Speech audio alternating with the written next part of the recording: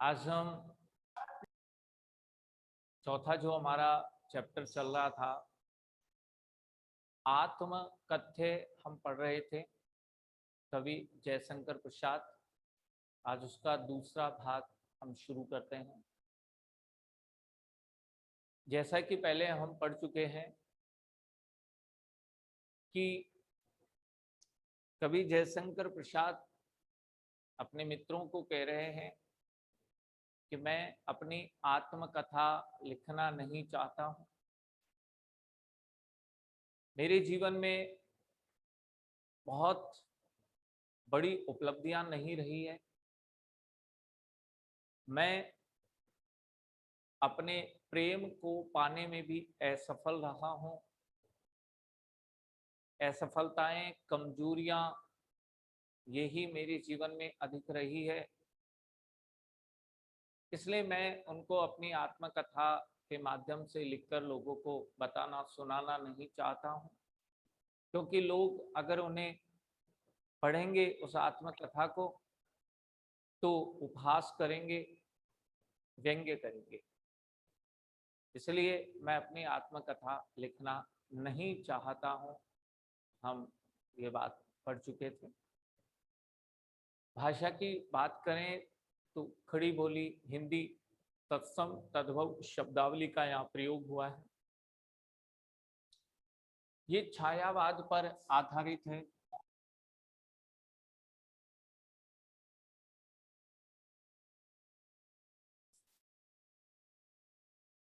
और अगर इसमें हम रस की बात करें तो वियोग, श्रृंगार, रस यहाँ पर मिलेगा, क्योंकि यहाँ पर अपनी प्रिया की बात कर रहे हैं कि उसकी मधुर स्मृतियां तो है लेकिन उसे मैं पा नहीं सका, मैं असफल हो गया। तो वियोग, श्रृंगार, रस। आगे बढ़ते हैं। तीसरा और चौथा पद आज हम पढ़ते हैं, भावार्थ समझते हैं कि कवि जयशंकर प्रसाद क्या कहना चाहते हैं। शैली की बात हम पहले कर चुके थे। आत्म कथ्य शैली में ये कविता लिखी गई है, क्योंकि अपने विषय में कुछ कहा जा रहा है तो आत्मकथ्य शैली है। एक बार वाचन करते हैं। मिला कहाँ वह सुख जिसका मैं स्वप्न देखकर जाग गया, आलिंगन में आते आते मुस्का कर जो भाग गया। जिसके करुण कपोलों की मतवाली सुंदर छाया में अनुरागिनी उषा लेती थी निज सुहाग मधुमाया। उसकी स्मृति पाथे बनी है थके पथिक की पंथा की, सीवन को उधेड़ कर देखोगे क्यों मेरी कंथा। छोटे से जीवन की कैसे बड़ी कथाएं आज कहूं, क्या यह अच्छा नहीं कि औरों की सुनता मैं मौन रहूं। सुनकर क्या तुम भला करोगे मेरी भूली आत्मकथा, अभी समय भी नहीं थकी सोई है मेरी मौन व्यथा। तीसरे पद में अपनी प्रिया के विषय में उन्होंने लिखा है, अपनी प्रियतमा के विषय में लिखा है कि वास्तव में वो बहुत सुंदर थी। उसकी मधुर स्मृतियां आज भी है, वही मेरा सहारा है। लेकिन वास्तव में वो मुझे मिल नहीं पाई और मेरी ये व्यथा है हृदय में। मैं इसे आत्मकथा में लिखकर लोगों को बताना नहीं चाहता। देखो क्या कह रहे हैं। मिला कहाँ वह सुख जिसका मैं स्वप्न देखकर जाग गया। जैसे कोई स्वप्न में कुछ देखता है और जागने पर स्वप्न में तो बड़ा खुश होता है, लेकिन जब जागता है तो वह चीज, वो वस्तु उसके पास नहीं होती है जिसका उसने स्वप्न देखा। उसी प्रकार मैंने भी प्रिया के साथ रहने का सुख स्वप्न के समान देखा। कुछ समय उनके साथ रहा, लेकिन मिला कहाँ वह सुख। लेकिन वो प्रिया के साथ रहने का सुख मुझे नहीं मिल पाया। मैं स्वप्न देखकर जाग गया, अर्थात जैसे स्वप्न में कोई कुछ वस्तु देखता है और जागने पर नहीं मिलती है, ठीक उसी प्रकार मैंने भी अपनी प्रिया को प्राप्त करना, उसके साथ रहने का सुख चाहा था, लेकिन वह मुझे नहीं मिल पाया। अपनी प्रिया, अपनी प्रियतमा के साथ रहने का सुख मुझे नहीं मिल पाया। आलिंगन, आलिंगन का अर्थ होता है गले लगना, और वह सुख गले लगने के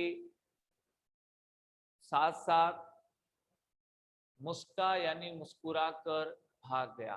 जो गले लगने ही वाला था, जो सुख मुझे मिलने ही वाला था, लेकिन वह मुस्कुरा करके दूर भाग गया। अर्थात प्रियतमा के साथ रहने का सुख मुझे नहीं मिल पाया। यहाँ मानवीकरण अलंकार है। देखो क्या कह रहे हैं कि वो सुख मेरे गले लगने वाला था, लेकिन मुस्कुरा करके भाग गया।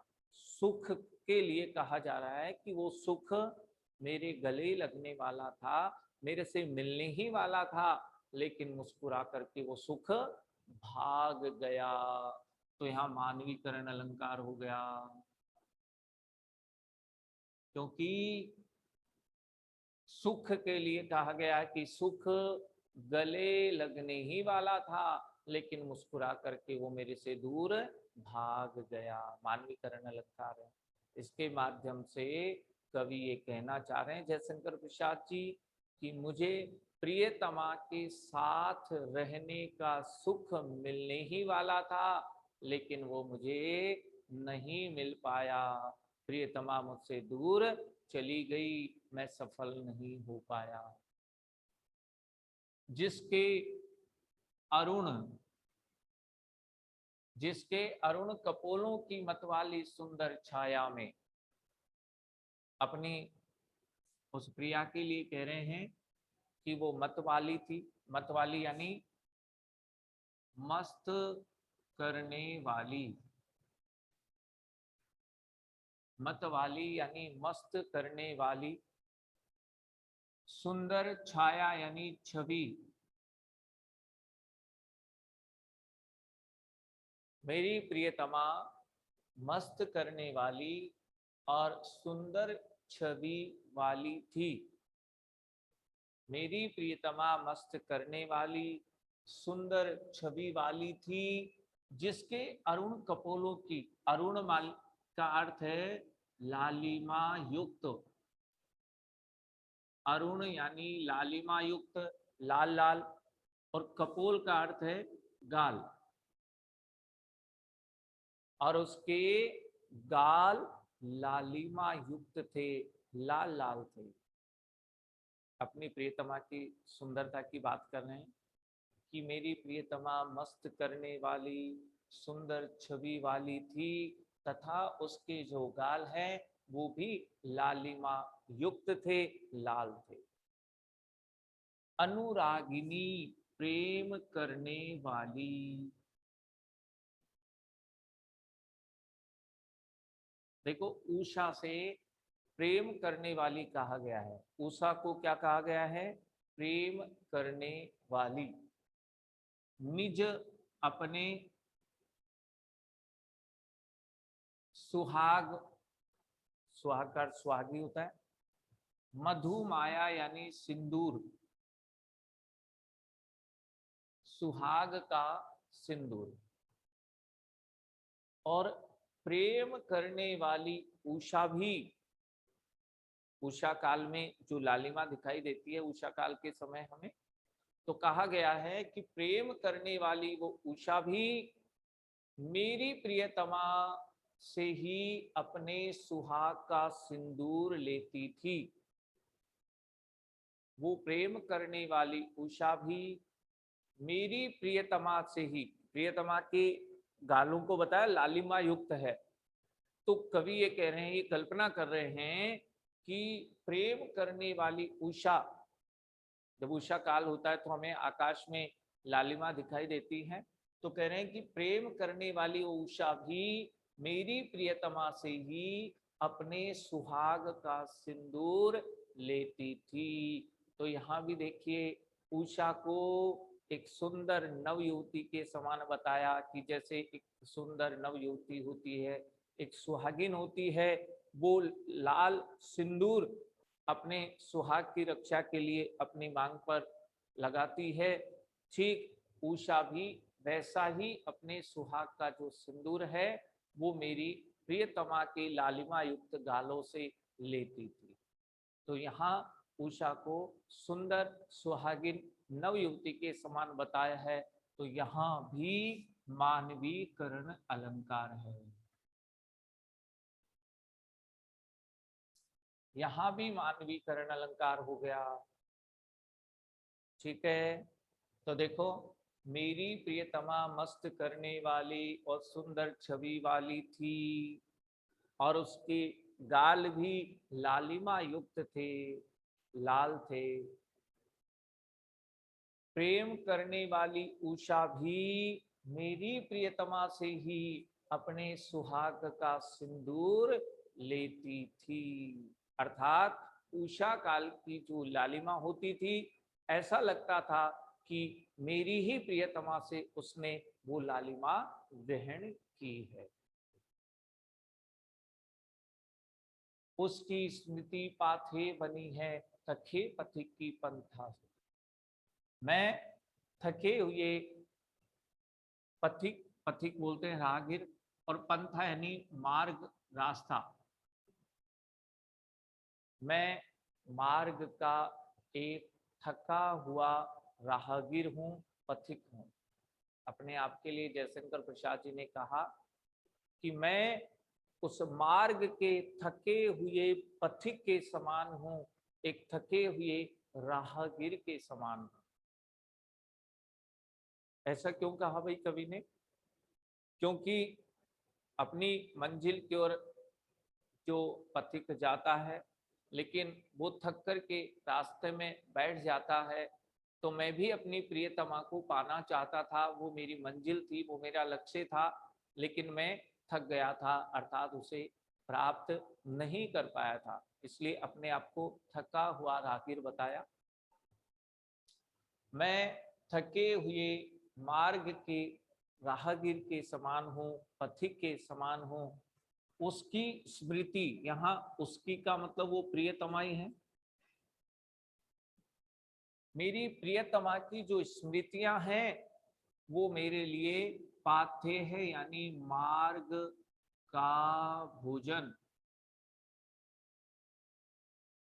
मेरी प्रियतमा की स्मृतियां मेरे लिए मार्ग के भोजन के समान है। जैसे कोई रास्ते में चलता है और उसे भूख लग जाती है, तो वह पाथ्य है, यानी जो भोजन साथ में लेकर जाता है वो बैठ करके उस भोजन को प्राप्त कर लेता है और फिर वह आगे मंजिल की ओर बढ़ता है। ठीक उसी प्रकार मेरी प्रियतमा की जो स्मृतियां हैं वो ही मार्ग के भोजन के समान है, अर्थात मैं उन स्मृतियों के सहारे से अब आगे समय व्यतीत कर रहा हूं, अब आगे अपने मार्ग की ओर बढ़ रहा हूं, अब अपनी मंजिल की ओर आगे बढ़ रहा हूं। एकमात्र सहारा प्रियतमा की स्मृतियां हैं। प्रियतमा तो मुझे मिली नहीं, लेकिन उसकी स्मृतियां हैं, वो ही मेरा सहारा है, मार्ग का भोजन है, अर्थात मेरे मंजिल तक पहुंचने का सहारा वो स्मृतियां ही हैं। सीवन को उधेड़ कर देखोगे क्यों मेरी कंथा। यहाँ कंथा शब्द के दो अर्थ हैं। यहाँ श्लेष अलंकार है, शब्द एक अर्थ दो। तो कंथा का एक तो अर्थ है गूदड़ी,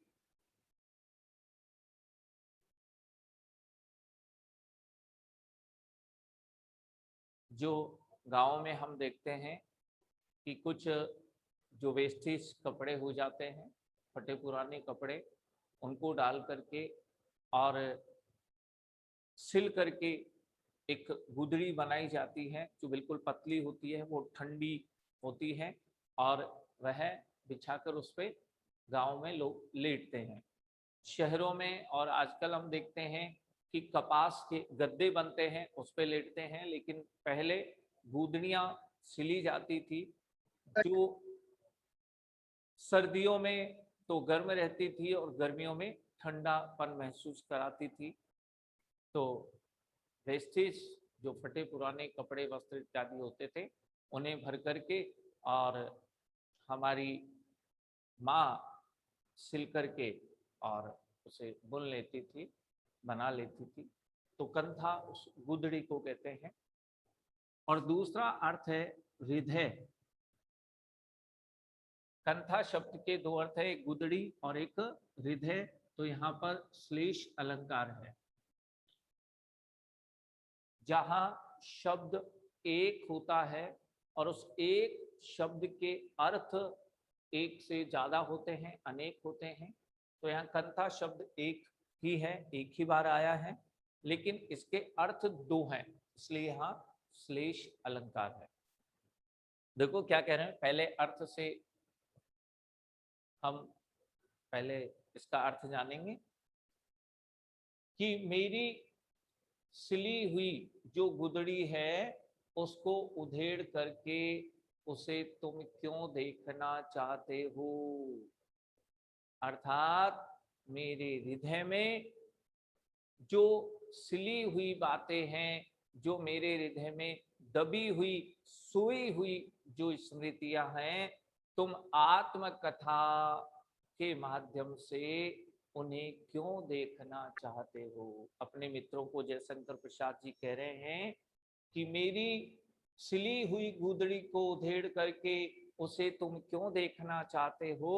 अर्थात मेरे हृदय में जो व्यथा है, पीड़ा है, जो स्मृतियां हैं, तुम उन्हें आत्मकथा के माध्यम से क्यों देखना चाहते हो।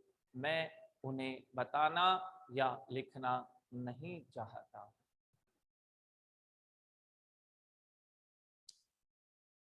वापस से एक बार देखते हैं। मैं स्वप्न देखकर जाग गया और वह सुख जिसे मैं पाना चाहता था मुझे प्राप्त नहीं हो सका। अर्थात मैं अपनी प्रिया को पाना चाहता था, प्रिया के साथ रहने का सुख मैं चाहता था, लेकिन वह मुझे नहीं मिल पाया, प्रिया के साथ मैं नहीं रह पाया। वह सुख गले लगते लगते ही गले लगने ही वाला था, लेकिन मुस्कुरा करके भाग गया। अर्थात वो प्रिया के साथ रहने का सुख मुझे मिलने वाला था, लेकिन वह प्राप्त नहीं हो पाया। मुझे वो अपनी प्रिया और उसके साथ रहने का सुख नहीं मिल पाया। मैं असफल हो गया। यहाँ अपनी असफलता को और यहाँ अपने वियोग की पीड़ा को बताना चाहते हैं जयशंकर प्रसाद जी। कह रहे हैं कि मेरी प्रिया मस्त करने वाली और बहुत सुंदर छवि वाली थी। उसके गाल भी लालिमा युक्त थे, लाल लाल गाल उसके थे। और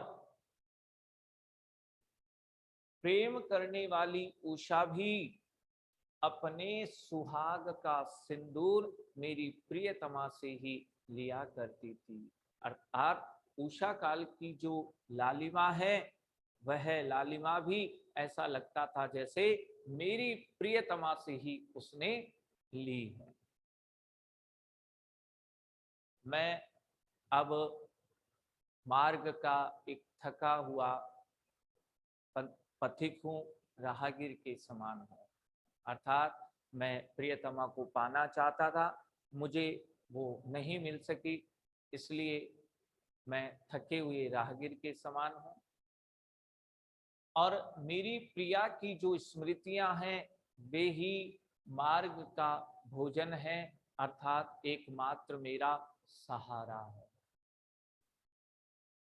हे मित्रों, आप मेरी सिली हुई गुदड़ी को उधेड़ करके क्यों देखना चाहते हो? मेरे हृदय में जो पीड़ा है, व्यथा है या असफलता है, उसे तुम क्यों देखना चाहते हो? मैं उन सबको आत्म कथा के माध्यम से लिखकर आपको बताना या सुनाना नहीं चाहता हूं।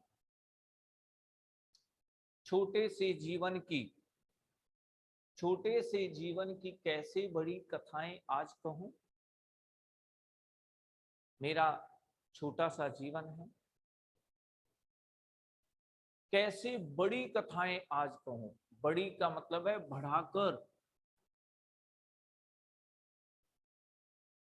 बड़ी का अर्थ यहां बढ़ाकर है। मेरा छोटा सा जीवन है, थोड़ी सी बातें उसके अंदर हैं। अब मैं उन्हें बढ़ा चढ़ाकर आत्मकथा में कैसे लिखूं, कैसे कहूं। मेरा जीवन छोटा सा है, थोड़ी सी ही उसमें बातें हैं, मैं उनको बढ़ा चढ़ाकर कथा का अर्थ आत्मकथा में कैसे लिखूं। मैं उन्हें बढ़ा चढ़ाकर अपनी आत्मकथा में लिखना नहीं चाहता हूं। क्या यह अच्छा नहीं कि औरों की सुनता में मौन रहूं? मेरे जीवन में तो विशेष ऐसा कुछ भी नहीं है जिन्हें मैं आत्मकथा में लिखूं। यही अच्छा होगा कि मैं औरों कहनी दूसरों की जो कथाएं हैं वो ही सुनूं और मौन रहूं। ये अधिक अच्छा रहेगा, यही अच्छा रहेगा, क्योंकि मेरे जीवन में तो विशेष कुछ है नहीं। असफलताएं हैं, निराशा है, बहुत छोटा सा मेरा जीवन है, विशेष उपलब्धियां नहीं है। तो मैं उन्हें बढ़ा चढ़ाकर कैसे लिखूं अपनी आत्मकथा में? मैं ऐसा नहीं कर सकता। मैं अपनी उन बातों को बढ़ा चढ़ा करके आत्मकथा में नहीं लिखना चाहता हूं। अच्छा तो यही है कि दूसरों की आत्मकथाएं पढ़ें और सुने और मैं स्वयं मौन रहूं। मैं मौन रहना चाहता हूं। सुनकर क्या तुम भला करोगे मेरी भूली आत्मकथा? मेरी आत्मकथा में तो मेरा भूला भाला जीवन है, थोड़ी सी बातें हैं, उससे सुन करके, उसे पढ़ करके तुम्हारा क्या भला होगा? तुम्हारे लिए अच्छा क्या होगा? तुम कह रहे हो कि मैं आत्मकथा लिखूं, लेकिन मेरी आत्मकथा में तो मेरा भूलापन आपको मिलेगा, मेरा भूला भाला जीवन आपको मिलेगा। उसे सुनकर तुम्हारा क्या भला हो सकता है? तुम्हारे लिए क्या अच्छा हो सकता है? अभी समय भी नहीं, थकी सोई है मेरी मौन व्यथा, व्यथैनी पीड़ा। मेरे हृदय की जो पीड़ा है वो मौन है और अभी थकी हुई सो रही है। यहां भी मानवीकरण अलंकार है।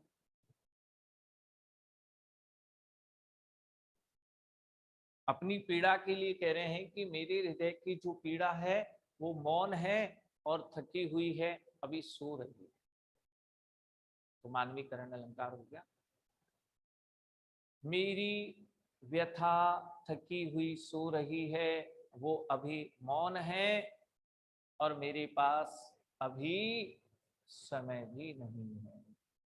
अर्थात मेरी जो व्यथा है, मेरी जो पीड़ा है, वो हृदय के अंदर छिपी हुई है और ये सही समय या उचित समय भी नहीं है कि मैं अपनी उस पीड़ा को आत्मकथा में लिखकर सबको बताऊं, सबको सुनाऊं। इसलिए मेरी व्यथा मौन है, अभी हृदय में ही है, अपने मन में ही है। मैं उसे अपनी आत्मकथा में लिखकर आप सबको बताऊं या सुनाऊं, इसका अभी उचित समय नहीं आया है। जब मुझे लगेगा कि ठीक है, उचित समय आ गया है, मुझे अपनी वो पीड़ा आत्मकथा में लिखनी चाहिए, तो मैं उस समय आत्मकथा लिखूंगा। लेकिन अभी मेरी आत्मकथा लिखने का समय उचित नहीं है, अभी उचित समय नहीं आया है। इस प्रकार से जयशंकर प्रसाद जी कह रहे हैं। अगर हमसे पूछ लिया जाए छोटे से जीवन की कैसे बड़ी कथाएं आज कहूं, स्पष्ट कीजिए, तो आप बताएंगे जयशंकर प्रसाद जी अपने मित्रों से यही कह रहे हैं कि मेरा छोटा सा जीवन रहा है, बहुत थोड़ी सी बातें रही हैं, मैं उन्हें बढ़ा चढ़ाकर अपनी आत्मकथा में लिखना नहीं चाहता हूं।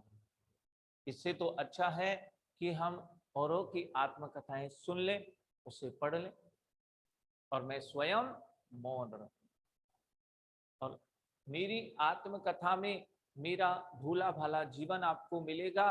इससे सुनकर के, इसे पढ़ करके तुम्हारा क्या भला होगा, अर्थात तुम्हारे लिए अच्छा भी नहीं होगा, तुम्हें उससे कोई फायदा भी नहीं होगा।